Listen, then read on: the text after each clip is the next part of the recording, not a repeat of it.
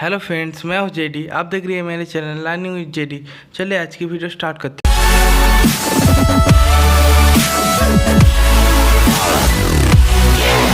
हैं। आज हम ऐसे ऐप के बारे में बताने वाले हैं जो ज़्यादातर लोगों की फ़ोन में मौजूद है और जिसकी मदद से आप बहुत ही बढ़िया तरीके से फ़ोटो एडिट कर सकते हैं। जी हाँ दोस्तों, आज हम बात करने वाले हैं इंस्टाग्राम ऐप्स के बारे में। बहुत सारे लोगों को पता होगा इंस्टाग्राम में बहुत ही अच्छी तरीके से फ़ोटो एडिट आप कर सकते हो। तो देखिए आज मैं कैसे अपना फ़ोटो एडिट करता हूँ। इसके लिए वीडियो को पूरा देखिएगा। चैनल पे नया है तो चैनल को सब्सक्राइब कर लेना। मैं ऐसे ही एडिटिंग से रिलेटेड वीडियो आप लोगों के लिए लाता रहता हूँ।